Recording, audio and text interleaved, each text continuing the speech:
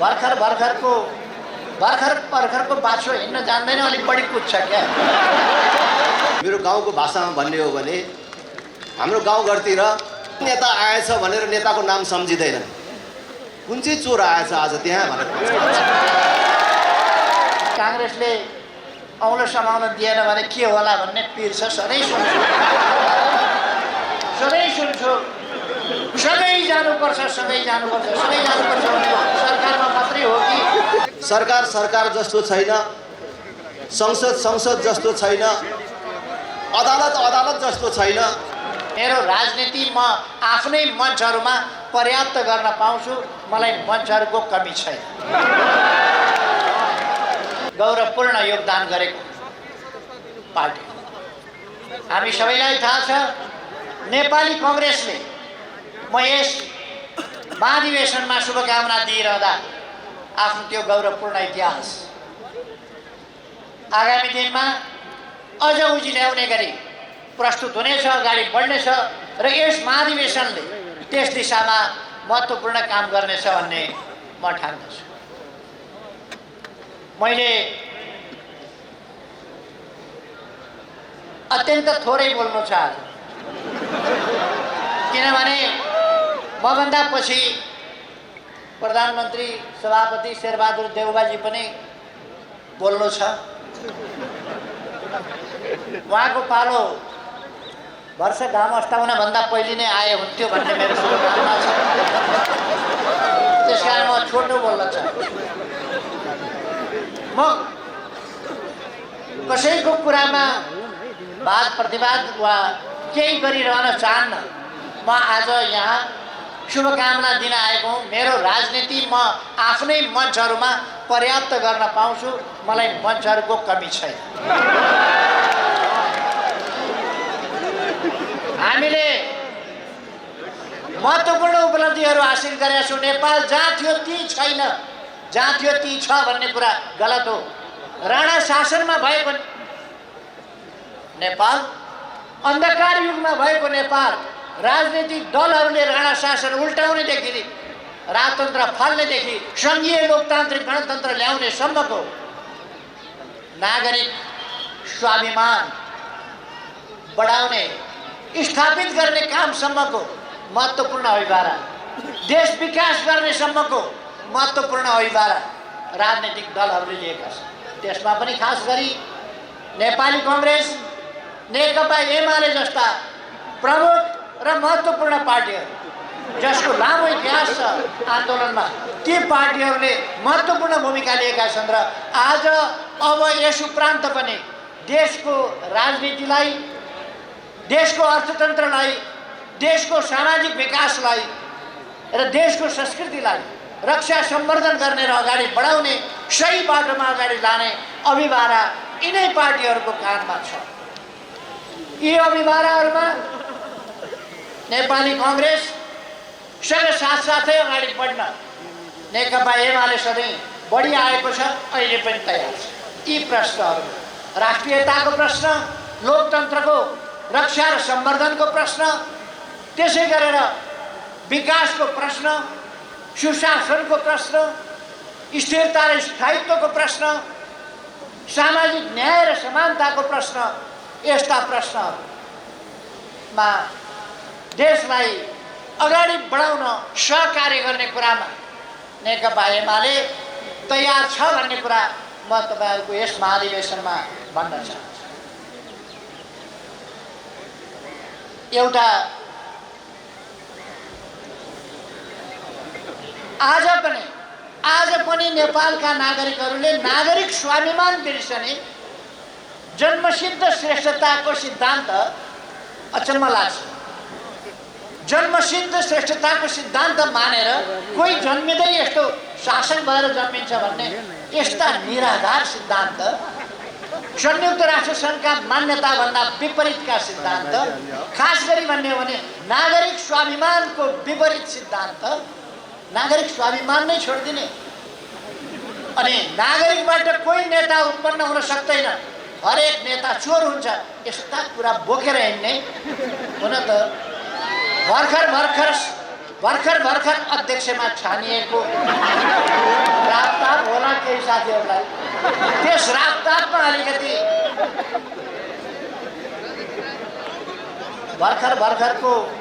भर्खरको बाछो हिँड्न जान्दैन, अलिक बढी कुद्छ क्या।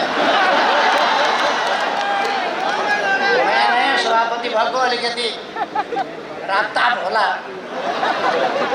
अलिक समयमा ठिक आउला भन्ने मलाई लाग्छ। मैले अघि भनेका प्रश्नहरूमा अगाडि जान जरुरी छ। सानातिना कुराहरूमा अल्मलिन भन्दा राजनीति आफ्ना स्वार्थको रोटी सेकाउने कुरा र त्यस अनुसारको राजनीति होइन। केही साना दलहरूलाई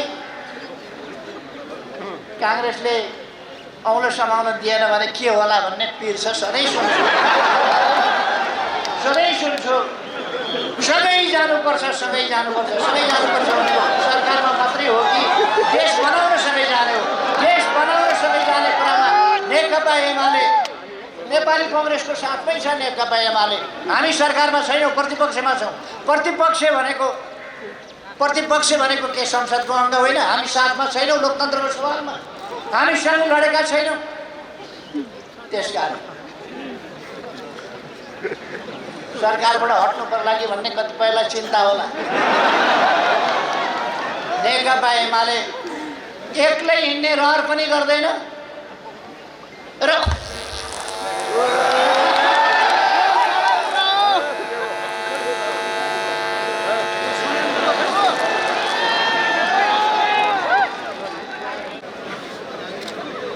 धन्यवाद उद्घोषक मित्रलाई।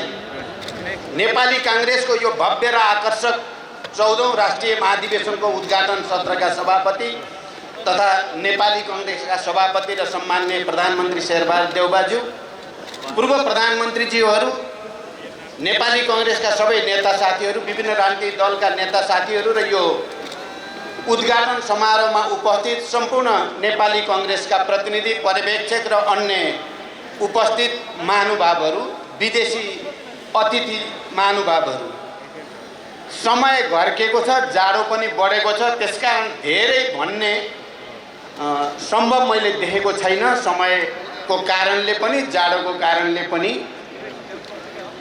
यहाँ अघि भारतीय जनता पार्टीका नेता र पूर्व मन्त्रीले बडो सुखद आश्चर्यको रूपमा व्यक्त गर्नुभयो। मञ्चमा थुप्रै पूर्व प्रधानमन्त्री, यति धेरै पूर्व प्रधानमन्त्री एउटै मञ्चमा कहिल्यै देखेको थिइनँ भन्नुभयो। हुन त उहाँ भर्खरै जानुभयो। म उहाँलाई के सुनाउन चाहन्थेँ भने तपाईलाई अर्को सुखद आश्चर्य सुनाउन चाहन्छु। यी सबै पूर्व प्रधानमन्त्रीहरू सबैले एकले अर्कालाई बनाएका पूर्व प्रधानमन्त्री हुनु। यो अनौठो संस्कृति नेपालमा बडो चाहिँ राम्रोसँग देखिएको छ।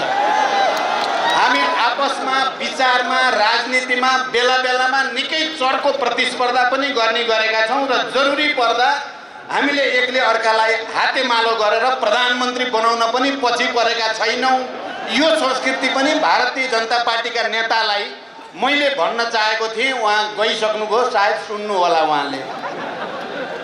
र यहाँ अघि विचार प्रस्तुत हुने क्रममा एकजना वक्ताले नेताहरू आए भने अहिले देशमा गाउँघरमा चोर आयो भन्छन् जनताले भन्नुभयो। तपाईहरुले सुन्नुभयो।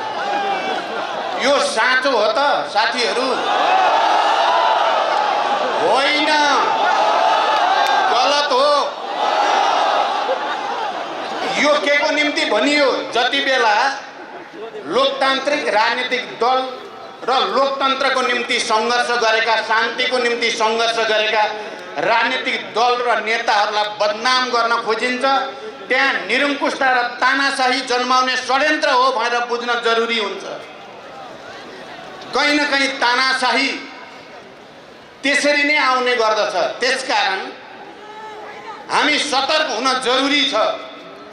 म यस ऐतिहासिक सन्दर्भमा हामी समावेशी लोकतन्त्र, सङ्घीय लोकतान्त्रिक गणतन्त्रको जो प्रक्रियामा छौँ, यसको साइनो शान्ति प्रक्रियासँग छ। म एकचोटि फेरि तपाईहरुको महाधिवेशनमा दिवंगत गिरिजा प्रसाद कोइरालालाई स्मरण गर्न चाहन्छु। 7 राजनीतिक दलको तर्फबाट गिरिजाप्रसाद कोइराला र तत्कालीन नेकपा माओवादीको तर्फबाट विस्तृत शान्ति सम्झौतामा मैले हस्ताक्षर गरिसकेपछि अहिलेको नेपालको लोकतान्त्रिक प्रक्रियाले गति लिएको हो र आजको बिन्दुसम्म आएको हो। म तपाईँ नेपाली कङ्ग्रेसका हजारौँ कार्यकर्ता र लाखौँ शुभचिन्तकहरू गिरिजाप्रसाद कोइरालाको अवसान हुँदा गिरिजाको आह्वान, गिरिजाको सपना शान्ति र संविधान भनेर नारा लागेको म स्मरण गर्न चाहन्छु। गरिरहनु भएकै थियो, प्राविधिक समस्या भयो, उहाँले मन्तव्य राख्ने क्रम जारी नै रहेको हुँदा उहाँलाई आफ्नो मन्तव्य अगाडि बढाइदिन म फेरि निमन्त्रण गर्छु।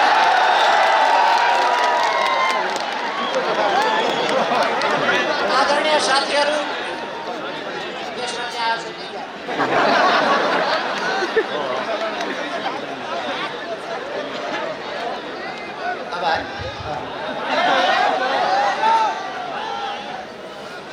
आदरणीय साथीहरू, हामी राष्ट्र निर्माणका काममा एकजुट भएर अगाडि बढ्नुपर्छ। नेपाली कङ्ग्रेस सबैलाई साथ लिएर चलोस्, मेरो कुनै आपत्ति छैन, तर नेपाली कङ्ग्रेस अरूका नीतिका पछाडि होइन, आफ्ना नीतिमा अरूलाई हिँडाओस्।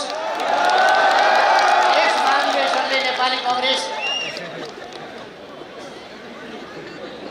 शेरबहादुरजी प्रधानमन्त्री मात्रै होइन, सरकारको नेता हुनुहोस् भन्ने मेरो शुभकामना छ। म धेरै भन्न चाहन्न, म तपाईँहरूका शुभकामना दिन आएको हो।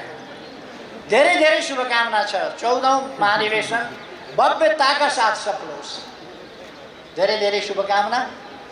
अर्थपूर्ण ढङ्गले तपाईँहरूले यस महाधिवेशनलाई सफल पार्नुहुनेछ। म फेरि एकपल्ट भन्छु, नेकपा एमालेको तर्फबाट र मेरो तर्फबाट, व्यक्तिगत तर्फबाट समेत धेरै धेरै शुभकामना। मलाई यहाँ आमन्त्रण गर्नुभयो, शेरबहादुरजीलाई धेरै धेरै धन्यवाद। अहिले हामी त्यो शान्ति प्रक्रियालाई पूर्णतामा लैजाने र सुरु भएको त्यो लोकतान्त्रिक र समावेशी लोकतन्त्रको प्रक्रियालाई पूर्णतामा लैजाने क्रममा छौँ र हामी आफ्नो गन्तव्यबाट, हाम्रो लोकतान्त्रिक गन्तव्यबाट कहीँ कतै विचलित हुनु हुँदैन भन्ने म ठान्छु। र म नेपाली कङ्ग्रेसको तपाईँहरूको यो महाधिवेशनले आफ्नो राजनैतिक एजेन्डालाई, आफ्नो मिसन, शान्ति, संविधान र विकासको मिसनलाई लोकतान्त्रिक गणतन्त्र, संवैधानिक व्यवस्था र राष्ट्रिय स्वाधीनताको रक्षाको मिसनबाट दायाँ बायाँ हुने छैन भनेर विश्वास पनि व्यक्त गर्न चाहन्छु। हामी सबैले, सबै राजनीतिक दल र नेताहरूले सोच्नुपर्ने कुरा के भएको छ भने हामीले निरङ्कुशताको विरुद्धको लडाइँमा, तानाशाहीका विरुद्धको लडाइँमा, कुनै पनि किसिमको त्यसकालको प्रतिक्रियावादी, प्रतिगमनकारी गतिविधिका विरुद्धको लडाइँमा हामीले एकता प्रदर्शन गरेका छौँ। चाहे त्यो पञ्चायत विरोधी आन्दोलनको क्रममा होस्, 36 सालको ऐतिहासिक जनआन्दोलनको कुरा गरौँ, या 46 सालको ऐतिहासिक जनआन्दोलन जसले पञ्चायती तानाशाहीलाई अन्त्य गर्यो त्यो आन्दोलनको कुरा गरौँ, या शान्ति प्रक्रिया हुँदै 12 बुँदे समझदारी र अनि 19 दिनको ऐतिहासिक संयुक्त जनआन्दोलनको कुरा गरौँ, हामीले त्यहाँ एकताको प्रदर्शन गरेका छौँ। नेपाली जनताले वीरता र बलिदानका थुप्रै कीर्तिमानहरू कायम गरेको छ।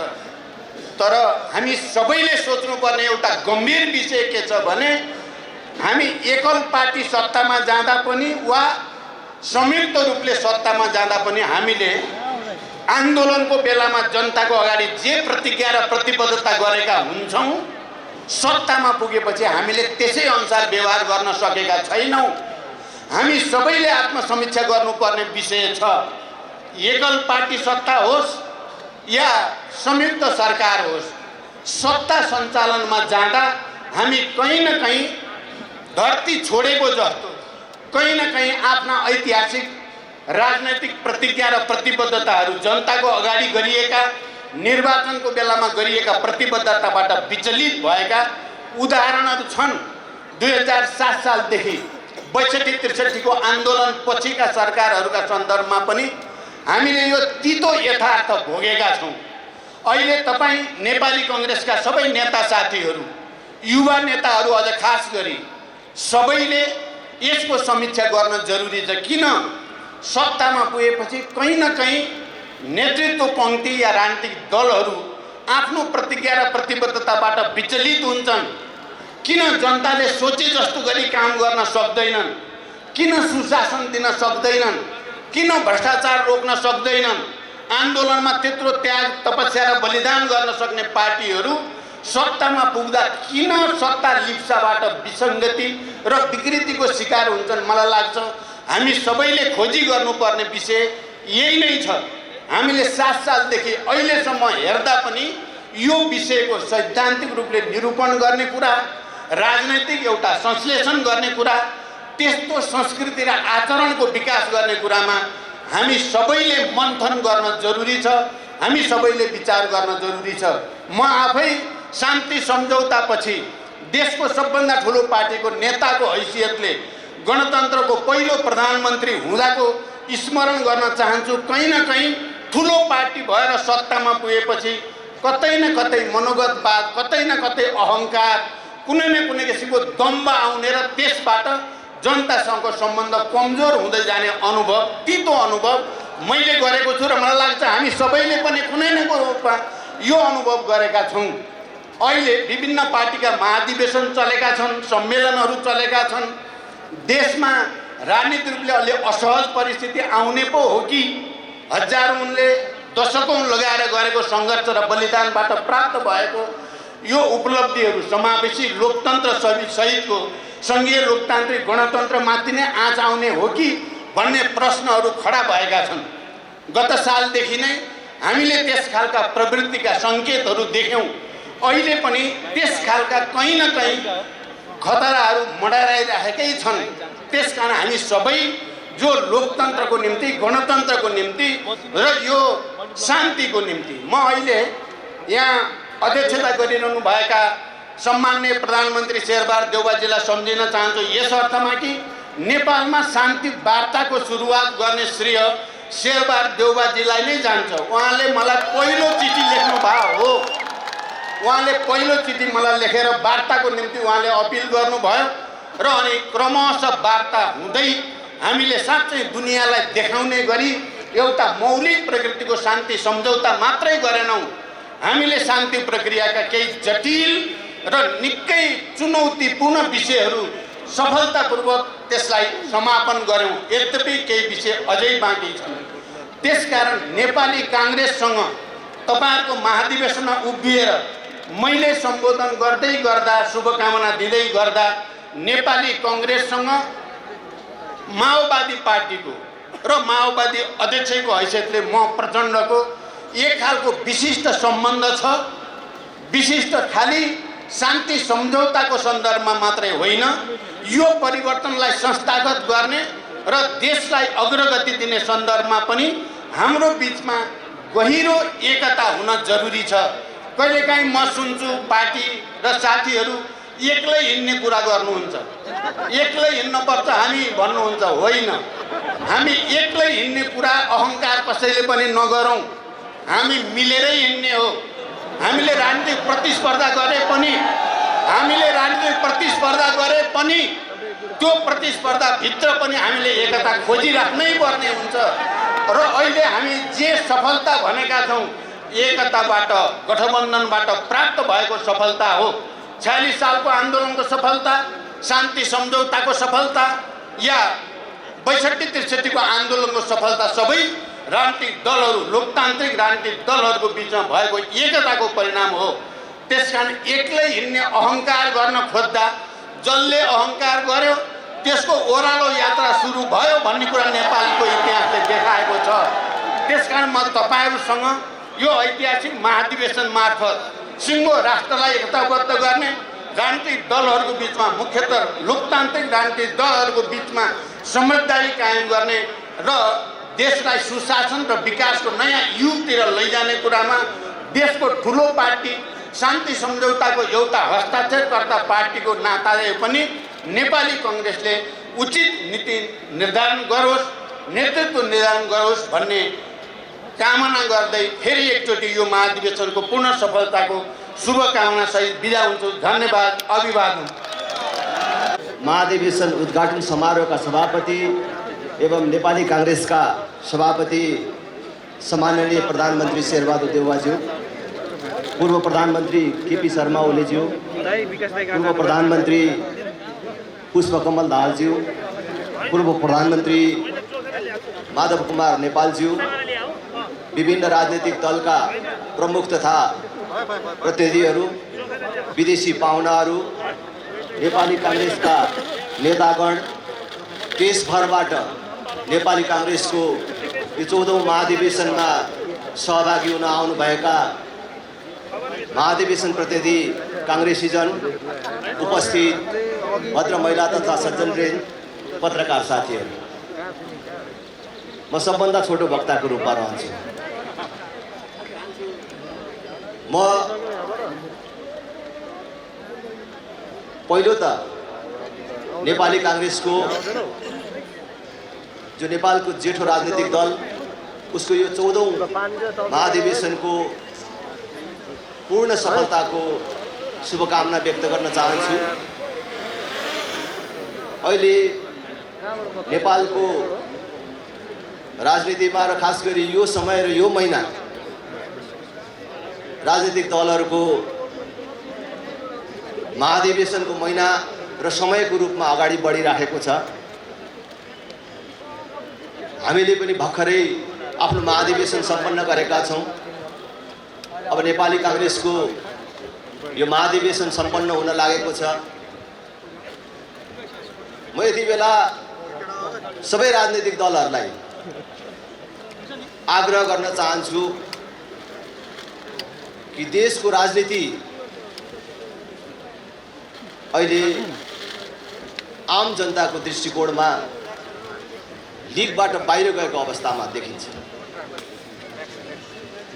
सरकार सरकार जस्तो छैन, संसद संसद जस्तो छैन, अदालत अदालत जस्तो छैन।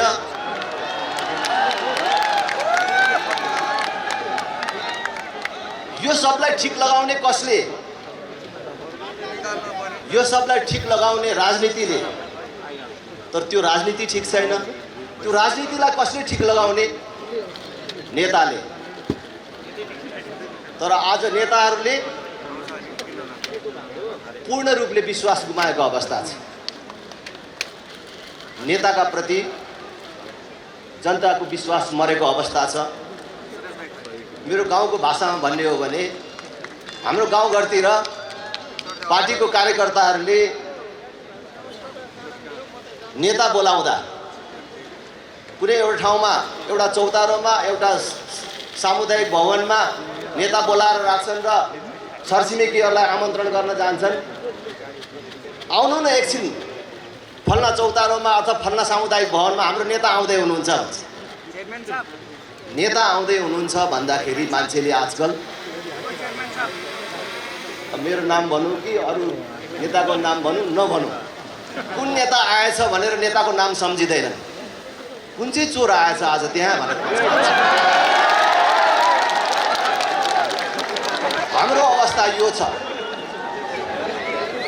त्यसकारण महाधिवेशन एउटा औपचारिकता पुरा गर्ने, एउटा वैधानिकता पुरा गर्ने, एउटा नेतृत्व चयन गर्ने कुरामा मात्र सीमित नरहेर नेतृत्वका प्रति यो बिग्रेको छवि सुधार्ने अवसरको रूपमा पनि हामीले प्रयोग गर्न सकौँ। म यो शुभकामना दिन चाहन्छु, आग्रह गर्न चाहन्छु। 2047 सालपछि देशमा बनेका कुनै पनि सरकारले पूरा कार्यकाल पूरा गर्न सकेन।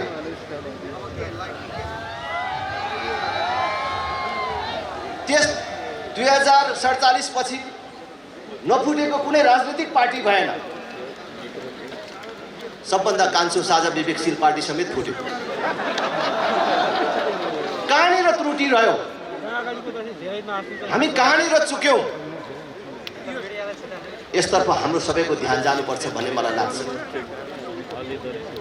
अहिले यति मात्रै हामी पार्टीहरू ठिक ठाउँमा बस्यौँ भने सबै सुधार गर्न सकिन्छ। म आग्रह गर्न चाहन्छु, विगतका हाम्रा गल्ती, कमी, कमजोरीहरू सुधार गरेर अगाडि बढौँ अब देशमा राष्ट्र प्रमुखको रूपमा राज संस्था, जनताले सोझै निर्वाचित गर्ने प्रधानमन्त्री, पूर्ण समानुपातिक संसद, सांसदले मन्त्री हुन नपाउने नयाँ व्यवस्था लागू गरेर जाउँ। यिनै आग्रह गर्दै फेरि नेपाली काङ्ग्रेसको यो 14औं महाधिवेशन पूर्ण रूपमा सफल होस् भन्ने शुभकामना व्यक्त गर्न चाहन्छु। धन्यवाद। आजको यस नेपाली काङ्ग्रेसको 14औं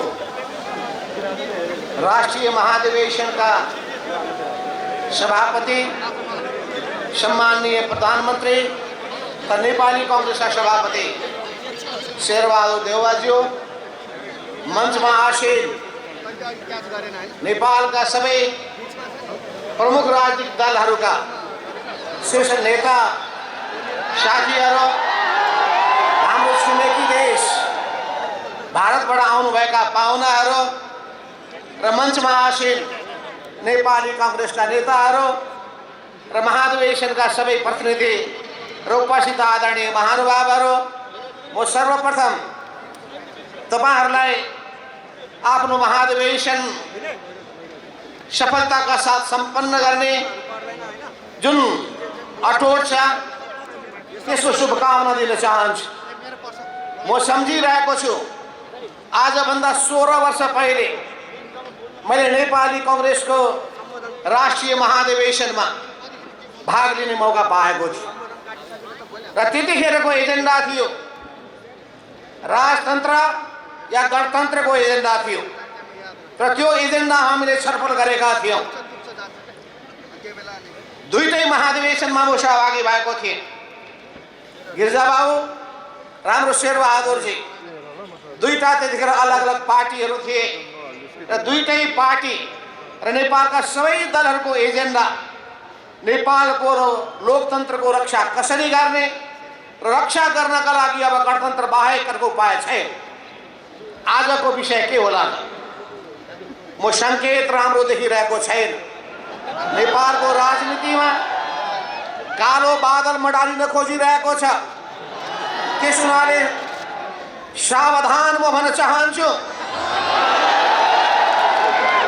प्रतिगामी तत्त्वहरूलाई भन्न चाहन्छु, फेरि सिर उठाउने दुस्साहस गर्ने काम नगर्नुहोस्। अब नदीको प्रवाह अगाडि बढिसकेको छ, त्यो फेरि पछाडि जान सक्दैन। त्यस हुनाले नेपालमा राजतन्त्रको कुनै भविष्य छैन, कुनै सम्भावना छैन। त्यस्तो दुस्साहस कसैले नगरून्। नेपाली जनता फेरि ज्वालामुखी झैँ मेचीदेखि महाकालिसमा विस्फोटको रूपमा अगाडि बढ्नेछन्। राम्रो के हुन्छ भने राजाले पनि एउटा नयाँ पार्टी खोले हुन्छ, होइन भने एउटा व्यापार गरेर बसे हुन्छ। अनि एउटा वंशको शासन हामीलाई स्वीकार्य छैन। नेपालको रक्षा हामी नेपाली जनताले गर्न सक्दछौँ। राष्ट्रियताको रक्षा हामी नेपाली जनताले गर्न सक्दछौँ। लोकतन्त्रलाई सुदृढ गर्ने काम हामी गर्न सक्दछौँ र समाजवादको यात्रामा सामाजिक न्याय, सामाजिक समानता, विकास, समृद्धिको यात्रामा हामीले अगाडि बढ्नुपर्छ। अवश्य हाम्रो राजनीतिमा धेरै विकृतिहरू छन्, पार्टीभित्र पनि छन्, राजनीतिमा राज्य सत्तामा पनि छन्। ती विकृतिहरूलाई हामीले पन्छाउनुपर्छ। विकृतिका वाहकहरूले विकृति फैलाइराख्ने, हामी टुलु हेरेर बस्ने, त्यो स्वीकार हुन सक्दैन। त्यसो हुनाले नेपाली राजनीतिका विकृतिहरू के छन्? त्यो विकृति सुरु हुन्छ भ्रष्टाचारबाट, सत्ताको दुरुपयोग गर्ने प्रवृत्तिबाट, मैमत्त गर्ने प्रवृत्तिबाट, लोकतन्त्रको मूल्य मान्यतालाई कुल्चिने प्रवृत्तिबाट, अरूको सम्मान नगर्ने प्रवृत्तिबाट, अरूको मर्यादा नगर्ने प्रवृत्तिबाट। त्यसो हुनाले साँचो अर्थमा हामी लोकतन्त्र चाहन्छौँ भने लोकतन्त्रका मूल्य र मान्यतालाई हामीले आत्मसात गर्नुपर्दछ। म सम्झिरहेको छु 2062-63 को त्यो जनआन्दोलनका दिनहरू कसरी तपाईँ हामी सँगसँगै हातेमालो गर्दै अगाडि बढेका थियौँ। म आफै गिरिजाप्रसाद कोइराला, त्यो बेलामा शेरबहादुरजी, रामचन्द्र पौडेल लगायतका सबै नेताहरू, एउटाको नाम भनौँला, अर्को नाम छुट्ला, चित्त नदुखाउनु होला। हामी सबै मैदानमा उत्रिएका थियौँ र तपाईहरू सबैको र हाम्रो त्याग, तपस्या र बलिदानको भावनाले हामीले नेपालको राजनीतिलाई परिवर्तन गरेका थियौँ, नयाँ उचाइमा पुर्याएका थियौँ। तर सत्ता परिवर्तन मात्रै मुख्य कुरा होइन, अब सामाजिक रूपान्तरणको काम बाँकी छ, आर्थिक रूपान्तरणको काम बाँकी छ, सांस्कृतिक रूपान्तरणको काम बाँकी छ, सुशासनको प्रत्याभूति गर्नुपर्छ, युवाले रोजगारी पाउनै पर्छ, नेपालीहरूको जुन हडबिजोग भइरहेको छ, शोषण, दमन, अन्याय, अत्याचार, विभेद, यो सबै अन्त्य हुनुपर्दछ। किसानले कृषिमा जसरी उनीहरूले आफूलाई समर्पित गरेका छन्, उनीहरूको हितको रक्षा गरिनुपर्छ। कृषिको आधुनिकीकरण गर्ने, व्यवसायीकरण गर्ने र यान्त्रिकीकरण गर्ने कुरालाई राज्यले महत्त्व दिनुपर्दछ। हाम्रो देशको आफ्नै पहिचान छ, आफ्नै स्वाभिमान छ, नेपालको आफ्नै सांस्कृतिक धरोहरहरू छन्, त्यसको रक्षा गर्नुपर्छ। तर राम्रो संस्कार हामीले अवलम्बन गर्नुपर्छ, असल संस्कार सिक्नु पर्दछ, राम्रो बानी बेहोरा सिक्नु पर्दछ र हामीले राम्रो बानी बेहोरा हामीले अंगीकार गर्यौं भने अरूलाई पनि त्यो बाटोमा अघि बढाएर लान सक्दछ। हाम्रो देशमा रहेका साधन स्रोतको अधिकतम सदुपयोग गर्नुपर्छ। यसका लागि हामीले कसरी उद्यमशीलतामा जोड दिनुपर्ने हो, कसरी विकासमा जोड दिनुपर्ने हो, कसरी हामीले रोजगारीका विभिन्न क्षेत्रहरूलाई उपयोग गर्नुपर्ने हो, चाहे जलविद्युत होस्, चाहे पर्यटन क्षेत्र होस्, चाहे हामीले नेपालको अर्थतन्त्रका विविध क्षेत्रहरू हुन्, ती सबैमा कुरा होइन काम गरेर देखाउनु पर्छ अनि जनताको विश्वास जित्न सक्छौँ।